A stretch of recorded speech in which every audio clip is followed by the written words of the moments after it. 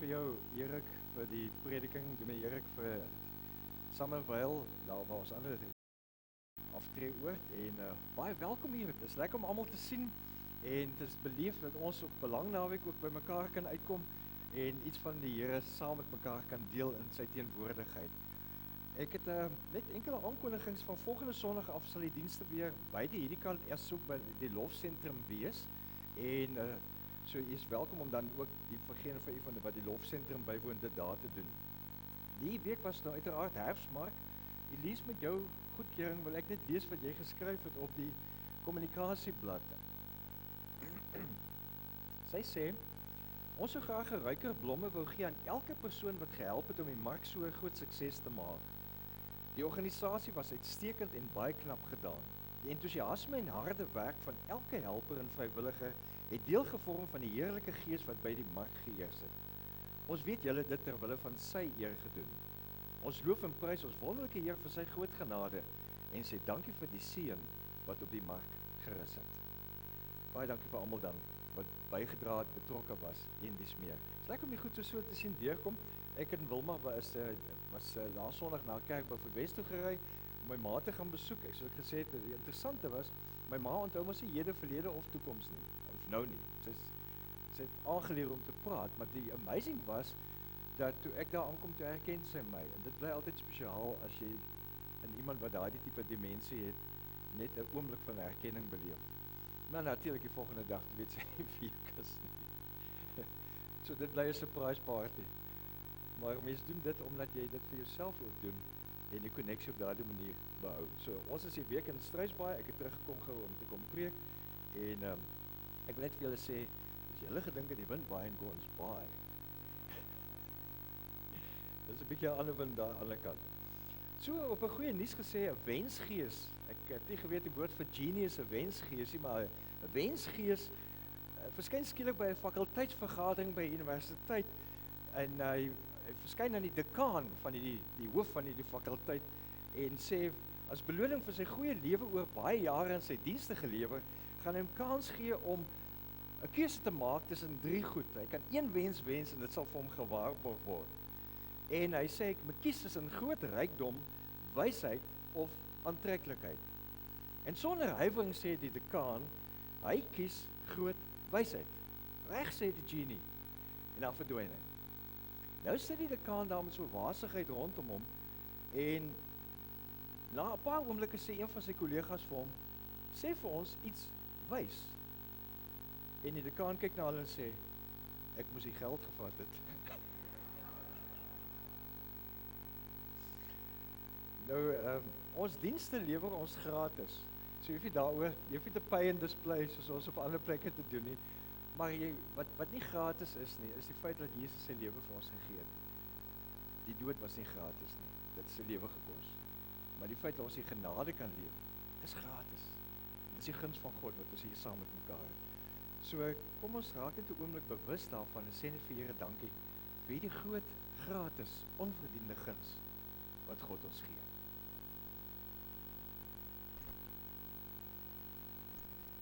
Die Here is in sy heilige tempel. Swyg voor hom oor ganse aarde. Amen. Geliefdes, genade en vrede van God ons ouer in Christus Jesus ons Here, deur die kragvolle werking van sy Heilige Gees. Kom ons gaan deel 'n oomblik vir lief en leed en ek gaan 'n kers hier aansteek vir net ons herinnering dat ons vir mekaar sê God is hier teenwoordig. En ek wil graag vra dat Rennie Gelderbloem, is Rennie hier, dat sy asseblief na vore sal kom om vir ons dan ook die kersies te hanteer rondom lief en leed. Rennie gaan hierdie week vir 'n operasie, as ek reg het Woensdag, nee Rennie? Ja, so die eerste kersie wat jy opsteek is vir jouself. Ons bid vir jou alle sterkte en seën toe en dat jy baie spoedig ook sal herstel. Dankie dat jy nog steeds hier saam met ons is. So, jy kan vir jou kersie opsteek. Sommer die eerste een. Enige ander, lief en leed, kom ons deel 'n oomblik met mekaar. Ek dink ons kan dankie sê vir die herfstmark, daarvoor ek 'n dankie kersie opsteek. Asseblief vir Johan.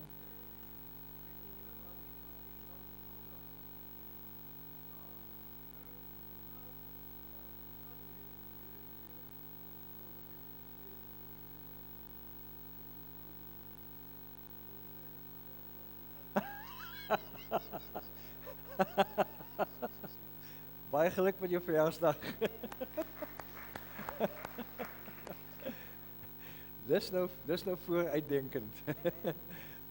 Maar ons kon hom ook enige gegee, ons het weer voorrade hierso. Baie dankie. Enige ander verjaar, maar kom ons gesels net oor lief en leed, nog ander wat u wil graag 'n kersie voor opsteek. Asseblief. Daar kom 'n lekkertjie.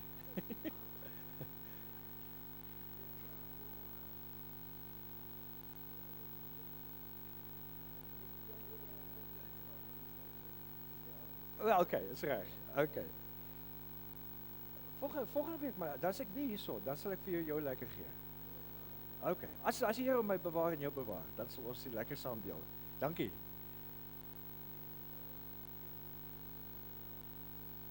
Wow, want ek het heeltemal laas Sondag vertel van die hond van wat hy gemaak het, die daar in die krywende hond en alles. Oos hy 100 vandag. Ja. Vrydag. Ja, dis nogal 'n belewenis. Weet julle die kapelletjie hier, as jy in is dit Millerstraat? Wat straat? Daar's mos 'n kapel en as ek reg onthou, het hy die binnekant daarvan ook ontwerp, die teelwerk en die skilderywerk. En ek praat onder korreksie, maar ek verbeel my die poskantoor se buiteontwerp. Ek praat onder korreksie, dink ek het hy ook gedoen. Daai jy sal mos sien daar's 'n skip of iets teen die kant. Maar ek mag verkeerd wees met daai ene. Nog iemand asseblief?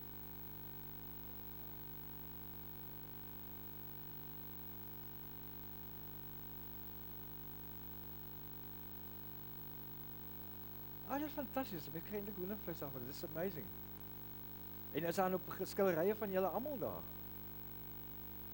Is dit van hom wat dit gemaak is? Of van sy sussie? Maar sal jy asseblief net namens, julle sien hom waarskynlik, né? Sal julle net namens die gemeente vir hom, ekskuus hoor?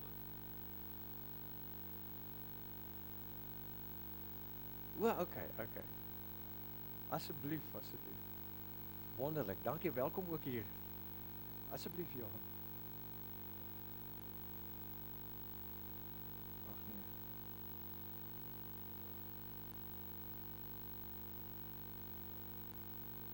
Ja. Dit is altyd hartseer as iemand, ons weet ons moet almal daar deur gaan, maar dit bly nie lekker nie. Kon nie asseblief?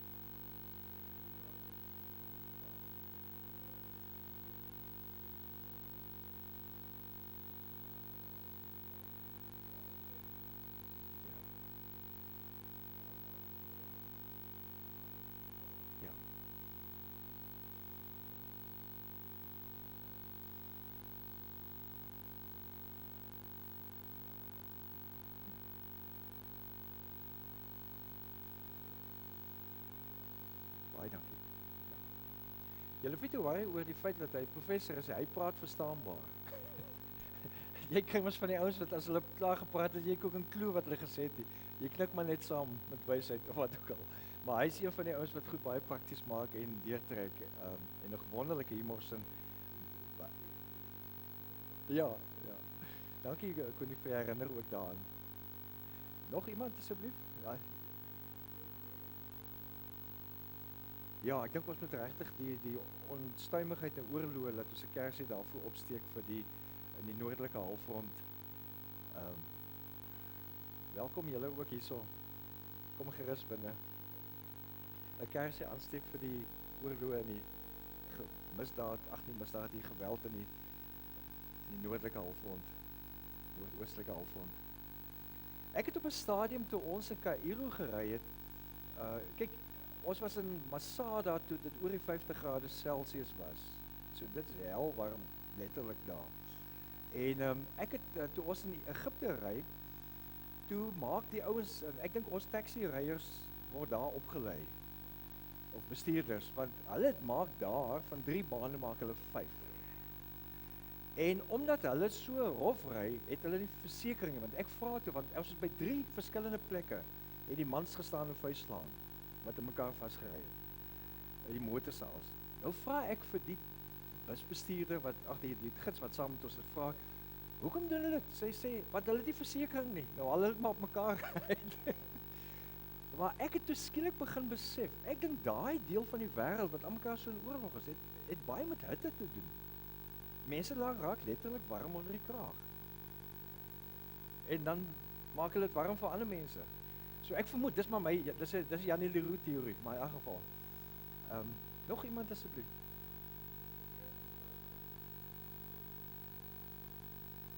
Hallo. Hoeveel kinders is hier so? Is jy en daai enetjie?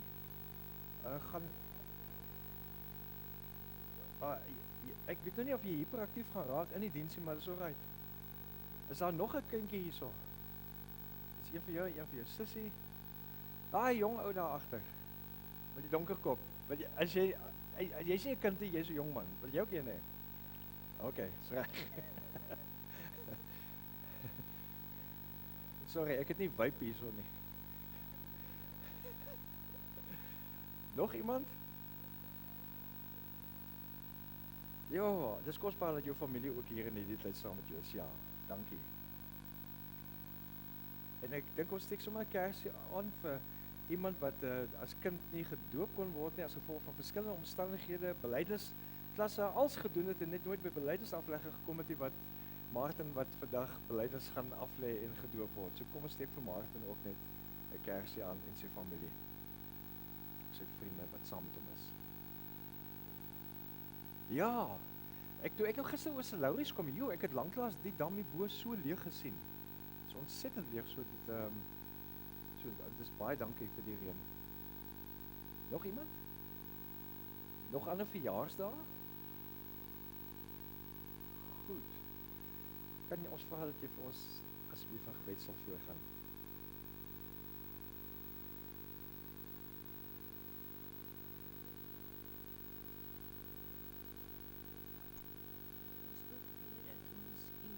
So kan uitdra, dis wat ons hierdie kersies aansteek. Gee dat ons u lig buitekant ook kan uitdra. Dankie vir Jannie wat hier staan. Dankie dat u vir ons hom vir ons geleen het, terwyl ons niemand het nie. Ons moes eintlik nog vir hom ook 'n kersie aangesteek het en 'n suigstokkie gegee het. Dankie vir al u vrede en liefde wat u vir ons in hierdie Gordonsbaai gee, terwyl alles buitekant ons voet en klop. Ek wil ook vra dat ons u lig van al hierdie kersies buitekant hierdie gemeenskap kan uitdra. Ons ry so maklik by mense verby en gooi ons geld hier in sakkies en jaag by mense verby vir dit so nodig het en ook die kersies nodig het. En ek is so skuldig met dit. Hou is 'n bietjie vinniger stil, terwyl 'n mens maar net vir hulle 'n drukkie kan gee. Want ons het geen benul wat daardie persoon se omstandighede is nie. Ons dink sy baie keer, ag, is 'n rou te koop. Gee dat ons Jesus se liefde in Gordonsbaai kan uitdra, soos wat ons hierdie kersies hier aansteek, van lief en leed. Dankie vir hierdie pragtige gebou wat ons vir u gee. En dankie dat ons weet, dis wat Jesus en die Heilige Gees in Jannie is dit ook in ons. Maak ons gees ontvanklik vir elke woord wat hy gaan spreek. En het ons daarmee vandag uitloop en het in die binnekant ons dra, sonder vrees, net met liefde. Amen. Baie dankie. Ons gaan nou saam sing eer aan die Vader. Dit is eintlik eer aan die drie eenheid, soos ons dit gaan sing in die lied selfs na vore kom. So ons kan dit staande doen en dan asseblief weer ons plekke inneem daarna. Kom ons bring eer aan die Vader, die Seun en die Gees, soos ons al reeds ons voorsang ook begin doen het.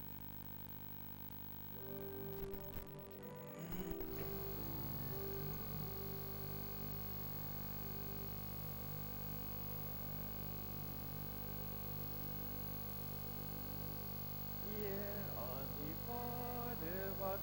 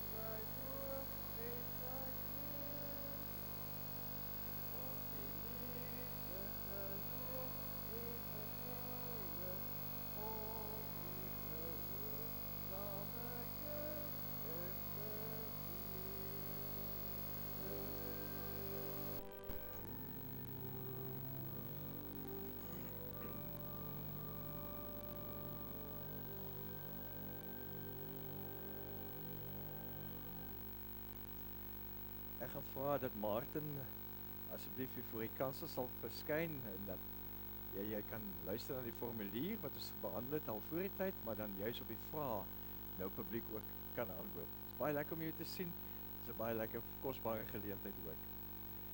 Martin, die openbare belydenis van geloof is ingestel om aan verbondskinders die geleentheid te gee om persoonlik voor God en die gemeente rekenskap van hulle geloof te gee. En so antwoord hulle en jy dan ook op God se beloftes in die doop en dan uiteraard as belydenis. In die doop weet ons, dit beteken dat ons aan God behoort. Dat hy ons Vader is wat vir ons lief is en vir ons sorg, dat Jesus Christus ons verlosser is, dat die Heilige Gees in ons woon en van ons nuwe mense maak en ons lei.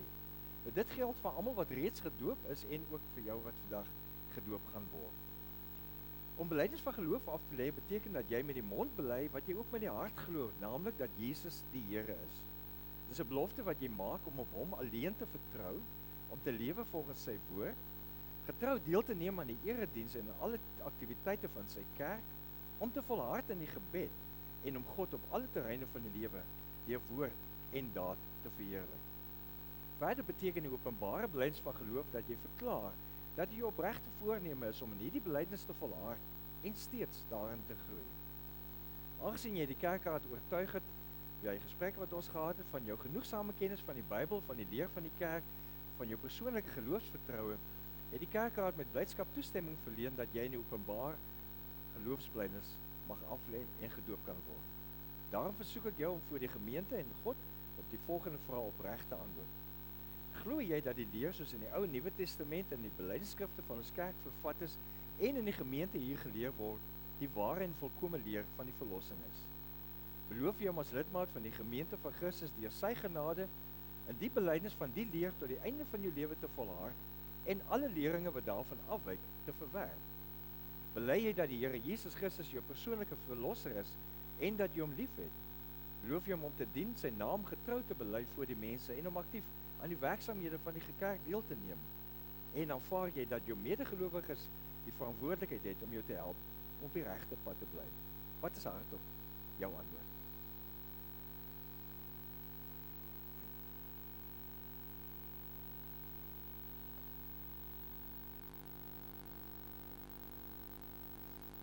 Ek gaan vra dat jy...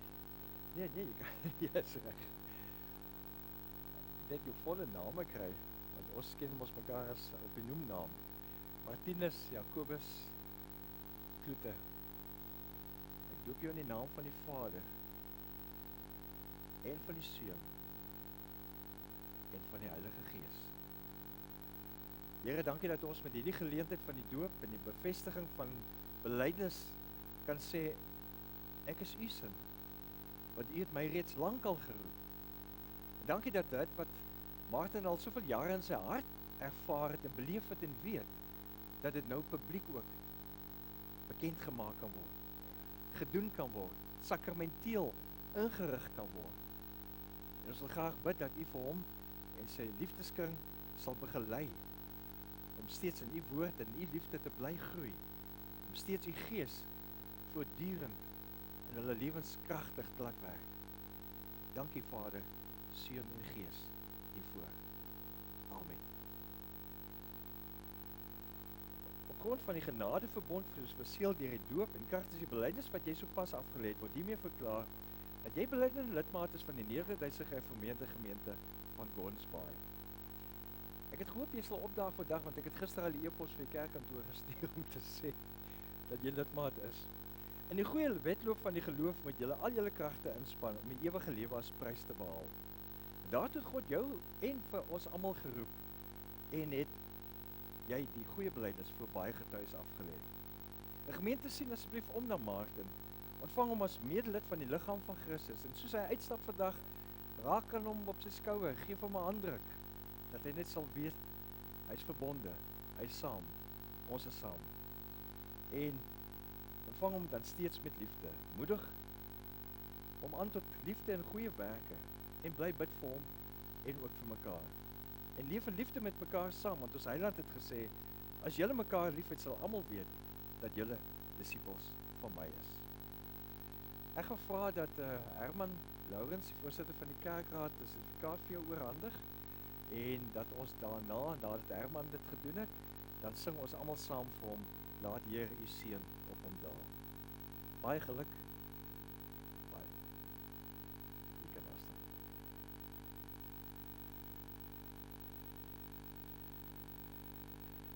Kom ons sing saam, laat Heer u seën op hom daal.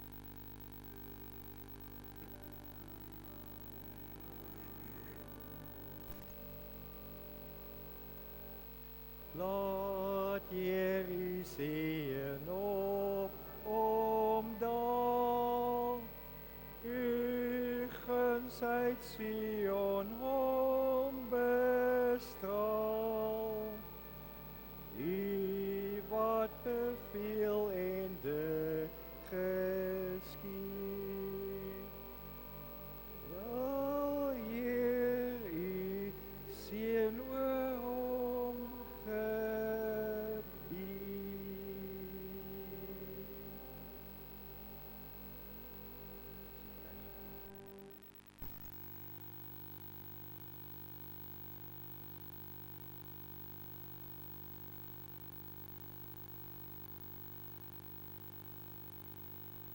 Kom ons bid andermaal saam.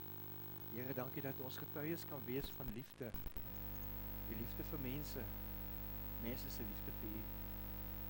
Dankie dat u ons bymekaar geroep het om vandag hier te wees om 'n broodjie, 'n visie van u te ontvang.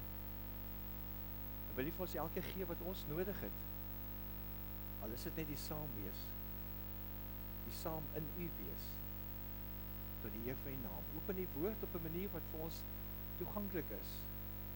Asseblief. Amen. Ons gesels oor die reeks Fokus en Floreer en volgende Sondag sal nou uiteraard die laaste tema wees en dan het ons die 2 Sondae daarna preek professor Nel dan met die oog op Pinkster en die Pinksterfees die tweede Sondag. So ons het begin met die eerste tema Fokus herwin, sien wat werklik saak maak en soos ek genoem het verlede week ook, die goed is ook op YouTube beskikbaar, so jy sal dit ook daar kan sien as jy nie die voriges gevolg het nie. Die tweede tema was suiwer jou lewe, snoei om te groei. Wat vir my interessant was, is hoe mense preek maak en dit kan kunsmatige intelligensie nie vervang nie. Daar's 'n moment, ek het dit genoem laas, daar's 'n moment in die preek waar jy al die navorsing kan doen, die artificial intelligence goed help jou net soek en gouer by iets uitkom, want van tevore moet jy dit in boekrak gaan doen. Maar daar's 'n punt wat AI nie vir jou kan doen nie. En dis die punt waar jy vra, Here, wat sê u vir my? Dit kan nie vervang word deur kunsmatige intelligensie nie. En toe ek nou die preek maak oor snoei om te groei, kan jy nou glo word ek in daai week gesnoei. So is baie weird hoe dit goed werk. Wanneer jy begin fokus op iets, hoe dit half net inspel in jou lewe. En dit was goed. Nie lekker nie, maar dit was goed. Die derde tema was verlede week, wortel dieper, voed jou siel. Nou die punt waaroor al die goed gaan is, jy hoef nie alles te onthou nie. Vat 'n woord, vat 'n gedagte, vat dit wat in jou opkom terwyl 'n mens gesels oor hierdie tipe onderwerpe. Want dis wat jy nodig het vir jou volgende seisoen van groei of in die seisoen van groei. En raak dan net bewus op daardie manier, dis wat die Gees wil hê ek moet doen. Dis wat in my moet gebeur. Dis waaraan ek aandag moet gee. Dis wat ek dalk moet laat. Maar hou jou oop daarvoor ook vandag. So daarom die vierde tema vandag is floreer in verbondenheid. En Dominee Erik het nou al daarna vernoem en ook die liedere daar rondom ook gedoen. En die gedagte daar is jy groei vinniger saam. Jy groei vinniger saam. Kom ons lees Johannes 15, 2 verse om dit aan te sluit by. Jesus sê vir sy disippels daar, julle moet in my bly en ek in julle. 'n Loot kan nie uit sy eie vrugte dra as hy nie aan die wingerdstok bly nie. En so julle ook nie as julle nie in my bly nie. Ek is die wingerdstok, julle die lote. Wie in my bly en ek in hom dra baie vrugte, want sonder my kan julle niks doen nie. As inleiding wil ek net 'n bietjie gesels oor ek dink die grootste misverstand in ons tyd. En ek is nie seker hoe dit ontwikkel het nie, maar as mense bietjie in die filosofie gaan kyk, ek onthou net hoe ek filosofie daai jare gehad het. Prof. Willie Estreise was ook 'n interessante karakter. Hy leef nog sover ek weet, maar hy het toe vir ons klas gegee daardie tyd. Hy was baie in die nuus met die omwentelinge in die land en al daardie klas van goed en voor hy denkende persoon. En hy staan in die filosofie klas so en uitkyk nou. Dis in die ou hoofgebou in Stellenbosch, een van die oudste geboue wat daar is. Staan hy by die venster en uitkyk en sê: "Menere en dames, julle is mos nou Christene. Het julle geweet dat elke dag om 2 uur vind die opstanding plaas? Ek bedoel, ons is nou eerste jaar, wat weet ons nou wat die professor weet? Nou vra ons is nie heeltemal seker die prof, wat gaan aan? Hy sê nee, die munisipale werkers lê hier onder hierdie bome. Hulle lê eintlik heel dag, maar hier lê hulle nou besonder. En 2 uur elke dag, dan raak hulle nou lewend. En dit was dus sy manier om humor oor te bring. Maar toe het hy die woord al gebruik, en daai tyd het ons geleef van sogenaamde existentialisme. En jy het deur al daai strominge gegaan van die filosofiese denke, en 'n hele patroon van die goed wat jy kan ontwikkel daarmee. En dit is interessant, toe ons in die kweekskool kom die goed nou weer bymekaar. Ek het tussen my gewone studies en die kweekskool het ek eers 'n jaar eers sielkunde gaan doen. En toe kom ek weer terug in die teologiese kring, sal ek maar sê. En Prof Willie Jonker skryf toe neer hoe die kerk se beweging was van, ek wil amper sê as jy politieke terme gebruik, dan swaai die kerk heel links en dan swaai die kerk heel regs. Dan is dit weer heel links en dan is dit weer heel regs. En hy maak so met 'n rooi kruit. Ek weet nie waar hy dit gekry het want dit is altyd beskikbaar nie. Maak hy so en hy sê die kerk het nog altyd 'n bloedlyn gehad. Want oral stoei die kerk altyd gelowiges om ergens 'n pad te vind om mekaar raak te vat. Maar ergens voet ons altyd of te links of te regs en ons mis mekaar in die proses. En een van die grootste misverstande in die tyd wat ontwikkel het van dit existentialisme, individualisme, als wat 'n isme is wat toe op die ou end kom, dit raak 'n verabsolutering van iets. Sodra jy iets 'n isme agterna sê, dan sê jy eintlik niks anders tel nie. So jy kan sê ons is nasionaal, maar ek wil ook sê nasionalisme, dan raak dit die afgrond. Dan raak dit die een of die ding in wat se diens jy staan. So die isme is altyd 'n verabsolutering van iets wat op die eind nie gesond uitdraai nie.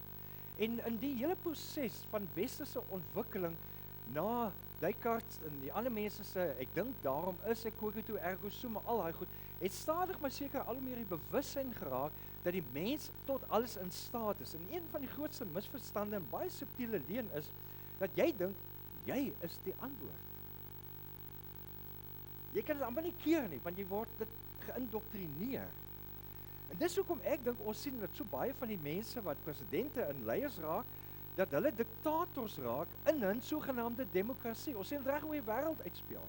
Want hulle dink hulle is die antwoord.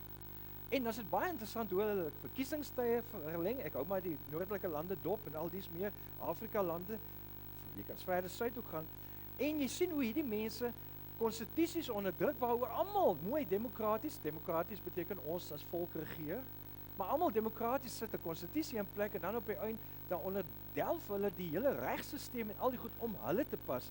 En ek sal nou maar nie sê in watter land ek dit tans die meeste sien uitspeel nie, die land wat ek nogal gedink het die toppunt van demokrasie suppose was om te wees. Maar dit gebeur ironies genoeg met onsself ook.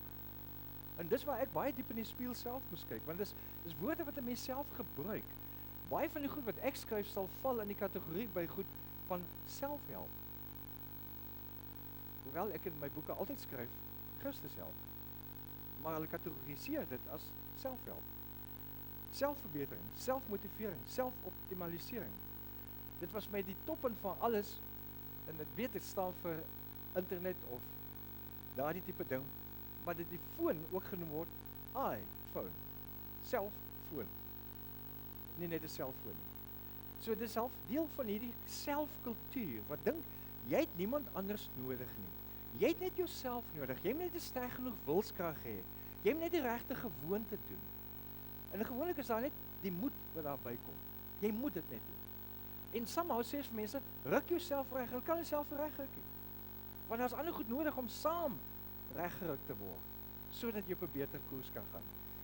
En dit is baie interessant dat Amerika het baie van die huidige regering se hele teorie gaan rondom die sogenaamde MAGA beweging, Make America Great Again beweging. Maar ek dink ons sit met daai ding in onsself en dit is die MAGA beweging, Make Yourself Great Again beweging in jou eie binneste. Want dit is in ons menslike aard om iets te probeer bewys en te groei. En nou kom Jesus en dan sê hy totaal radikaal die teenoorgestelde.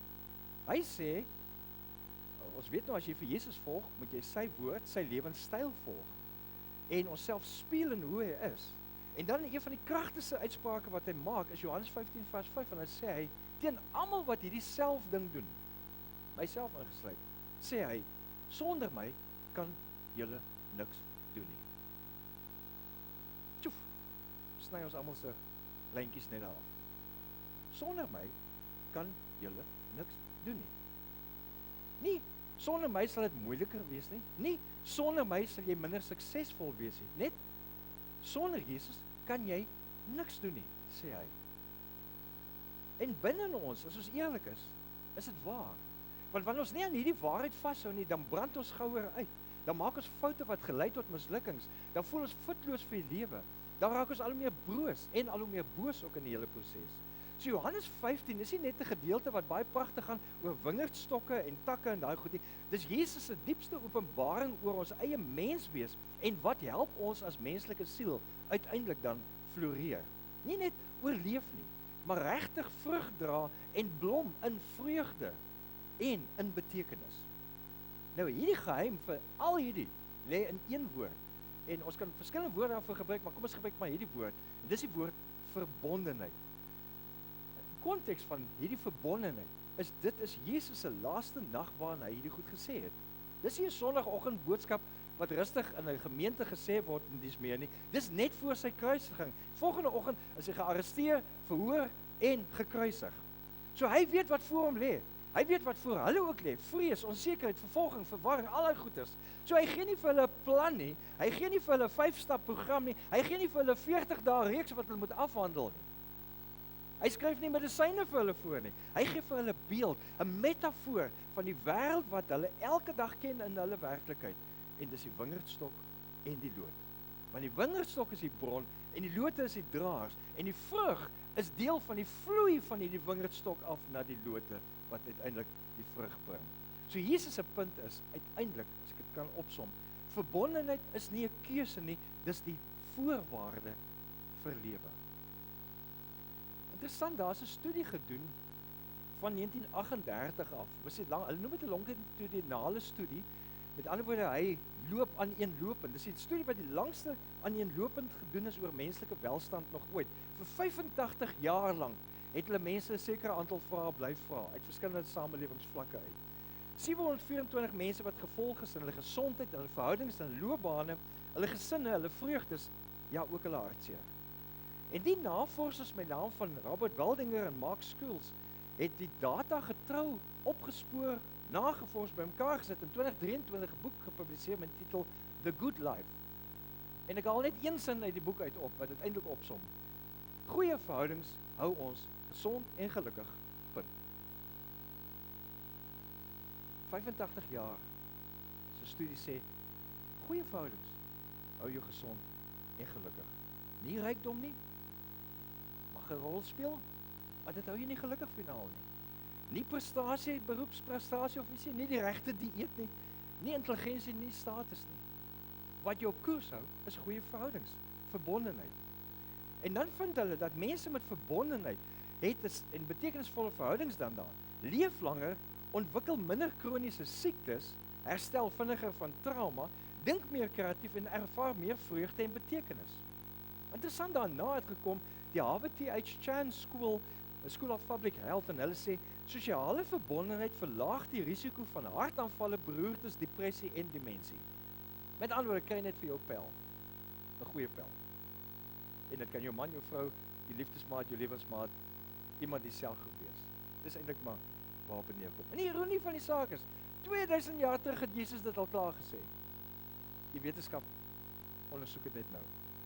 Kom ons sit 3 V's in plek. Die eerste een is verbonde. En ek wil eers praat met ander woorde hier oor 'n vertikale verhouding en dit is verbondenheid met Christus stabiliseer jou innerlike wêreld. Dis vertikaal. Dis jy kan maar sê die lang been van die kruis. Julle moet in my bly en ek in julle, sê Jesus in vers 4. So hy begin nie by mense nie, hy begin by homself. Dis vertikaal, dis die diepste verbinding. En die Griekse woord vir bly in my, is die woord meno, wat beteken om te woon, permanente tuiste te maak, om te rus, van binnekant te rus, om te wortel, soos wortels wat in die grond indring, om te volhard, om nie tydelik daar te wees nie, maar om duursaam daar te bly. Dis nie 'n aktiwiteit nie, dit is 'n identiteit. Dis die verskil tussen ek gaan nou bly by Jesus en ek woon in Jesus. verskil. Ek gaan nie nou bly by Jesus nie.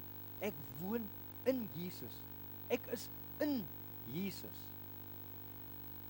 So die teologie is, Jesus is die bron, nie die bonus nie. Ek weet nie of julle ook so sukkel met dit nie, maar ek het partykeer die geneigtheid dat ek dink aan 'n ding om te doen, en dan hoop ek dit gaan suksesvol wees, en dan begin ek worry of dit suksesvol gaan wees, en dan vra ek die Here om my te help. Ek dink is redelik universeel, dat ons maak ons planne, ons bou ons lewens, ons stel ons doelwitte, en dan vra ons vir Jesus, asseblief seën nou hierdie goeders in die rigting wat ons uiteindelik graag wil hê. En dan is ons baie surprised as die Here dit bietjie anders laat uitwerk, en eintlik vir ons ten goeie laat meewerk, soos die Bybel ook sê. Maar Jesus draai dit heeltemal om. Hy sê nie, ek help jou om vrug te dra nie. Hy sê, ek is die bron van jou vrug. Bly in my. Ek sê agterna nie. Ek sê bron. Ek sê die bonus nie. Ek sê begin. Want die wingerdstok dra die sap. Die loot dra die vrug. My loot kan nie produseer uit homself sonder daardie sap, sonder daardie koneksie nie. So Jesus is die bron daarvan. Dis interessant, jy nou na die sielkunde weet swaai, dan bevestig dit dat hierdie primêre verhoudings, met ander verhoudings wat in die diepte van jou siel gaan, dit vorm jou stresvlakke, dit maak jou emosies reguleer op 'n regte manier. Dit gee vir jou veerkragtigheid, resilience wat hulle van praat. Dit gee vir jou sin vir betekenis. Maar dit begin op 'n ander plek. En dit is in jou verhouding met Christus, in 'n dieper koneksie met Christus. Want wanneer jy diep in Christus is, dan verloor angs op 'n manier tog sy greep. En vrees verloor sy krag. Nie omdat ons omstandighede verander nie, maar omdat die bron van ons identiteit verander het. Niks en niemand kan my of jou uit sy hand ruk nie. Dis die bron van ons identiteit. Johannes skryf nog 'n stukkie voor dit. In 1 Johannes word geskryf, volmaakte liefde verdryf vrees. So wanneer jy weet jy word onvoorwaardelik liefgehê deur die Skepper van die heelal, dan verander dit eintlik jou hele binnelewe. Dis hoekom ek sê dit is 'n vertikale storie. Dit begin daar. Niemand kan dit van jou steel of jou wegneem nie. So die praktiese vraag is nou 'n verbondenheid. Hoe bly ek in Christus? Ek sit maar net so 4 goed elke slag neer. Begin net jou dag met 'n bewuste gebed. Party mense het die besondere vermoë om ordentlik lank te kan bid. Jy hoef nie so noodwendig so lank te bid in die oggend nie. Jy kan, asseblief maar nie ophou daarmee nie. Maar begin met hierdie eenvoudige sinnetjie. Here, ek kies om vandag in U te bly. En daarmee oriënteer jy jou hele verbondenheid met Jesus. En dan lees jy 'n klein gedeelte uit die skrif. As jy meer kan, ja. Maar begin klein dan. Nie vir inligting nie, maar vir verbinding, vir koneksie, verbondenheid. En dan vra jy oor daardie gedeelte, wat wil U hê moet ek hoor, Here? So jy kom agter is die hele tyd 'n gesprek met Christus self waarmee jy begin. En dan sit jy net vir 'n paar minute stil. En jy asem diep in en jy herhaal saggies, U is hier, ek is in U. Dis nie asof Jesus dit moet weet nie, maar jy moet dit onthou. U is hier, ek is in U. Dan maak jy die koneksie. En dan bid jy reg hierdie dag kort gebede voor 'n vergadering, terwyl jy kook, terwyl jy skoolgoed was. En jy eindig net jou dag eenvoudig met dankie dat ek vandag in U kon bly. Soos kort koneksiepunte. Maar as hy klein koneksies wat opbou en kumulatief meer raak, is nie 'n skuinstreep wat so oploop nie. Dis iets wat so gaan. Toep, daar, dan skiet hy onmiddellik die hoogte in. Dis die ritmes van 'n verbonde lewe. Kom ons gee die tweede punt. En dit is versterk, verbondenheid met mense. Dis nou weer die meer horisontale kant. Verbondenheid met mense versterk jou uiterlike wêreld. Julle is die lote, sê Jesus in vers 5.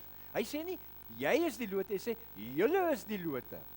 Dis meervoud, dis gemeenskaplik, dis gesamentlik.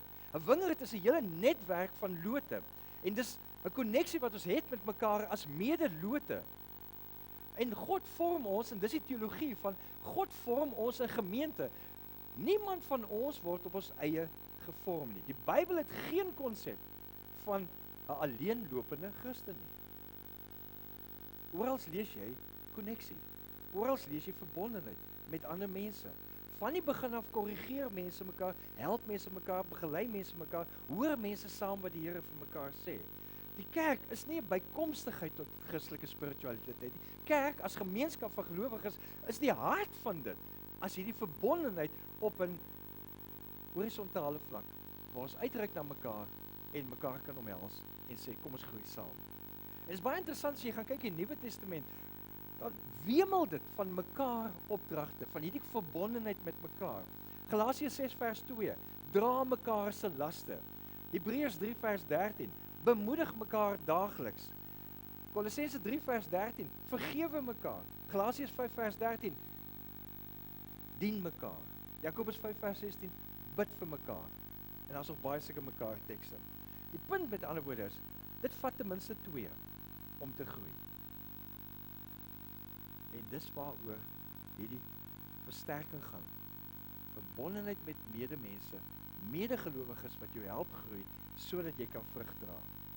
Dis interessant as ons weer terug gaan en swaai maak na die sielkinderdodienste. Harvard-navorsers se bevinding was interessant genoeg, dat die kwaliteit van 'n persoon se verhoudings op die ouderdom 50, ek weet nie wat jou ouderdom is nie, maar check maar rondom 50, is 'n beter voorspeller van jou gesondheid op 80 as wat jou cholesterol vlak nou is.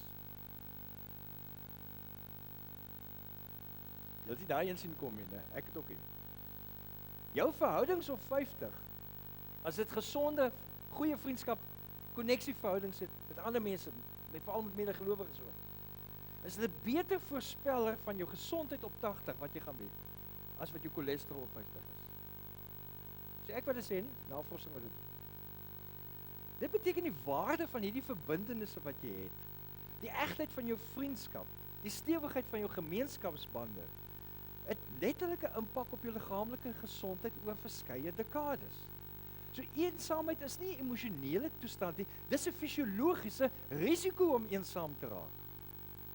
Die Harvard Einstein School wat ek nou van vertel het getoon, sosiale isolasie is vergelykbaar met rook, sigaretrook, in terme van die skadelike uitwerking op die liggaam.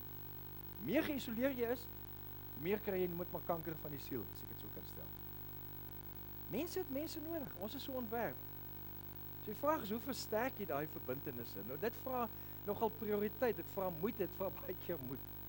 En een van die eenvoudigste goed te skryf net, of dink net aan 3 name. 3 mense wat jou sal dra, wanneer jy jouself nie meer kan dra nie. En as jy nie 3 het nie, begin werk aan om ten minste 3 te kry. Natuurlik het die mense 'n beperkte kring wat jy kan akkommodeer, wat jy kan, maar dink net aan 3 mense, maar as jy nie 3 het nie, moet jy daar begin. En vandag stuur vir een van daai 3 net 'n opregte boodskap, nie, hoe gaan dit WhatsApp of 'n smiley face of 'n duimpie op, duimpie af, soos my swaar altyd praat nie, maar boodskap wat sê, jy beteken dit en dit vir my. Stuur dit net vir een van daai 3 mense. Want jy maak verbondenheid op 'n horisontale vlak, wat jou help om te versterk. En so floreer jy. En dan begin jy bou aan weeklike ritmes van kontak. Soos byvoorbeeld 'n koffiegroep afspraak. Ek was so lanklaas hier by die, ek kan nooit die plek se naam onthou nie, maar hier by die fake gras plek hier onder. Ja, daai plek. Maar toe ek meer in die spreekkamer hier was, dan stap ek partykeer net af om my kop oop te kry. Dan sien ek 'n klomp girls daar sit van hierdie gemeente. Julle weet wie julle is. En dis vir my baie interessant en toe begin ek 'n patroon opmerk hoe dikwels hulle daar is. En hulle eet nie iets vreeslik of iets nie. Elsfie, ek dink jy's ook een van hulle as jy once in a while is. As jy, ja. Maar dit doen iets in jou, wat doen dit vir jou? Dit laat jou gemeenskap, ja. Want anders is so, mense moet so stupid wees om net daar te wees. Maar dis iets daarvan. En jy vir klomp girls te wees, jy kan mos ook couples wees, jy kan wat ook al wees. Maak net koneksie met iemand. Weeklikse koneksie. 'n selfoon oproep met iemand net.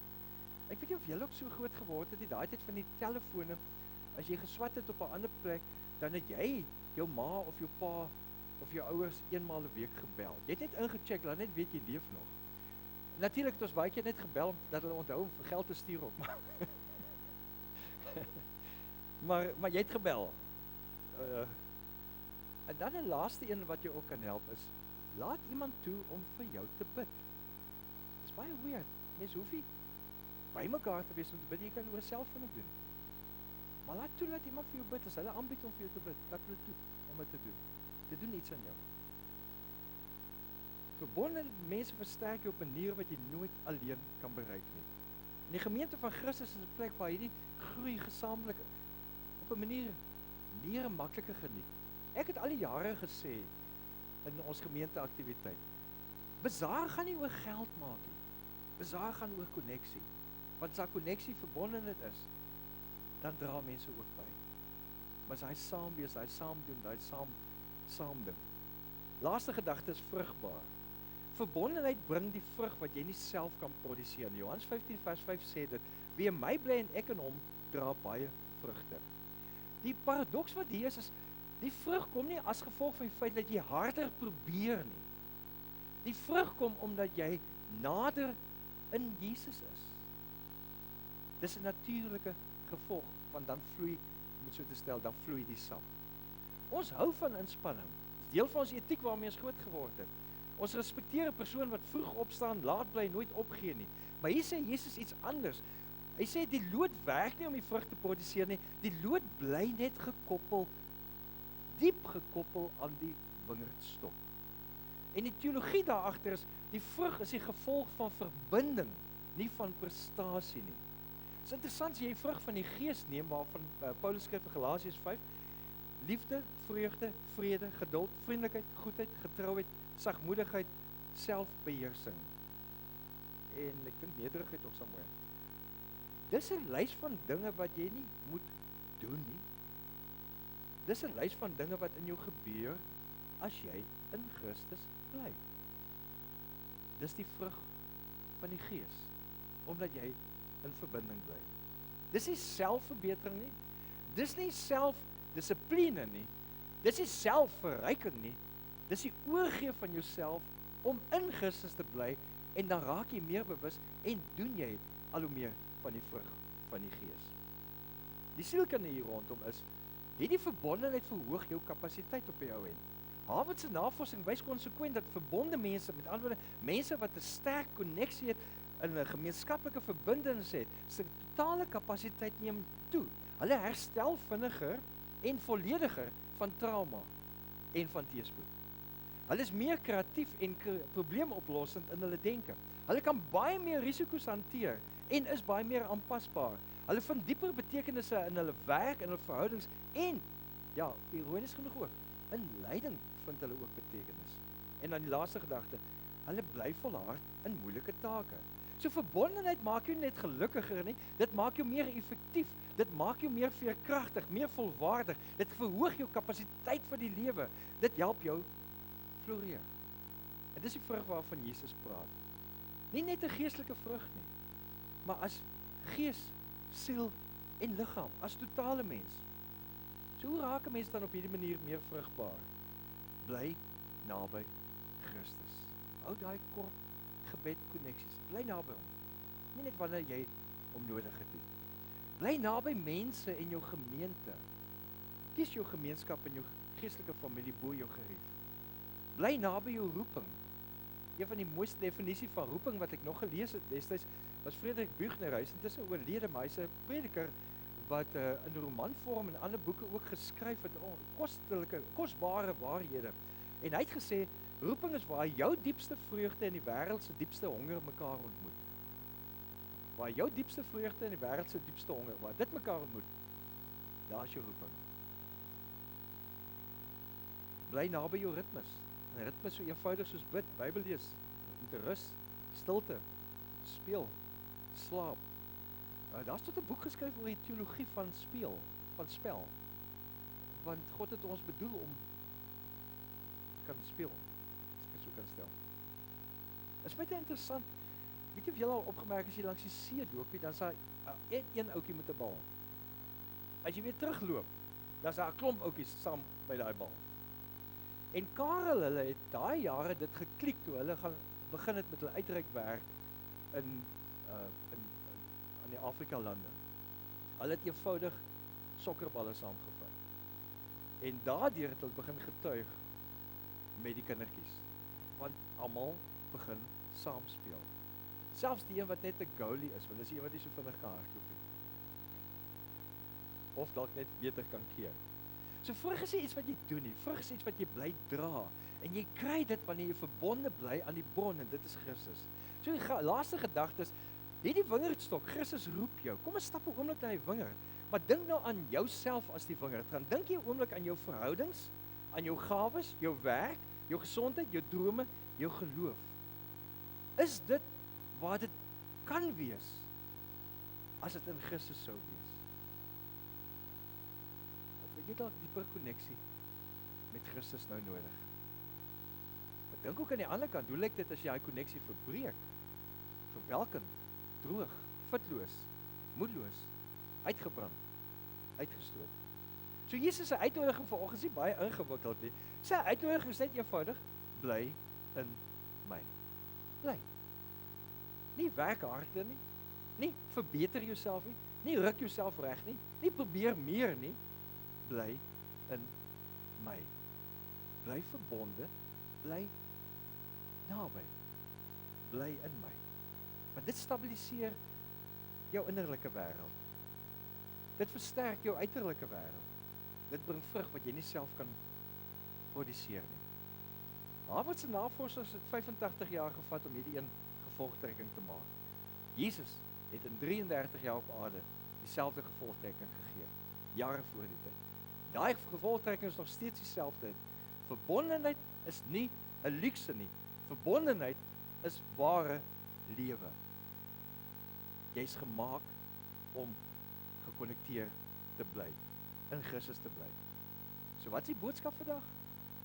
Jesus sê net vir jou, bly in my. Bly in my. Amen.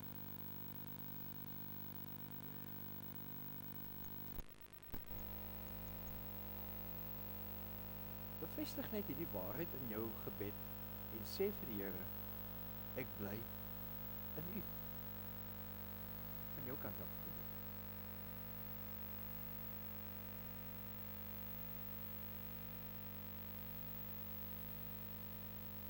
Dankie Here dat U ons tegemoet kom, dat ons situasies in ons lewe beleef waar ons as dit ware gedruk word om net weer bewus te raak dat ons in U moet bly. Dat ons self nie regtig alles self kan doen nie. Dankie dat U vir ons 'n gemeenskap van gelowiges gee, dat U vir ons gemeenskap met ander mense gee, sodat ons 'n verbondenheid kan groei en kan leef. Dankie dat die herfsmark kon plaasvind om iets daarvan te demonstreer. Dankie dat die eredienste kan plaasvind om dit te bevestig. Dankie vir die groepe wat bymekaar kom. Of dit nou koor of selgroep of werksgroep is, taakgroep, kerkraad. Dankie, dankie, dankie. Ons wil bid dat U vir elkeen sal help om nog meer in U te bly. En ons weet, U sal U vergee. Dankie daarvoor. Amen. Kom ons dien die Here nou met ons dankoffers.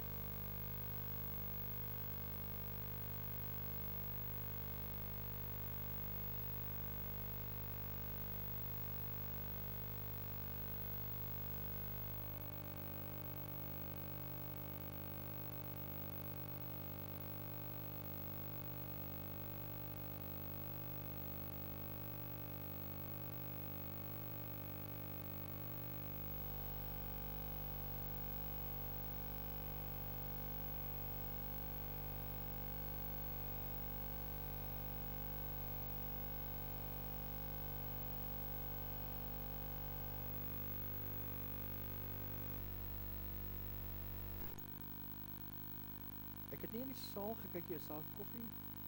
Daar is koffie, daar is kans vir verbondenheid. En daar's nog lekker eetgoed ook, wat 'n bargain. Kom ons sluit af met Liedboek 530, wat jy wil sê, iets uit, na aanleiding van 1 Korintiërs 13, die hoofstuk oor liefde. Maar ek het so enkele verse daar uitgekies, die 3 verse daar uitgekies. Kom ons sing dit, want dit gaan eintlik oor, alles wat ons vandag gesê het, gaan eintlik daaroor. Kom ons sing dit hartlik saam, en dan sal ek die seën vir ons uitspreek.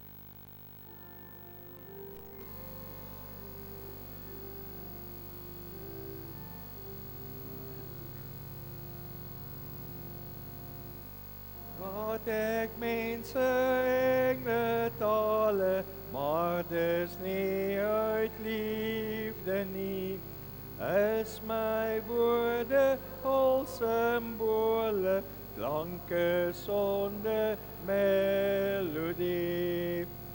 Al kan ek geheime uitlê, berge deur geloof versit. Of al het ek al die kennis, sonder liefde is ek niks. Sonder liefde sal my gawes, al my ywer my nie baat. Net die liefde onbaatsigtig, bly oorwin met goed die kwaad. Onreg kan dit nie verdra nie, dit is met die waarheid bly. Deur vergifnis, hoop, verwagting, kom die beste in ons vry. Al die tale, profesieë, met die tyd gaan dit verby. Net die liefde, die volmaakte, kom en sal vir altyd bly. Want geloof gee troos en rigting, na die toekoms reik die hoop. Liefde is en bly die grootste, liefde sluit die lewe oop.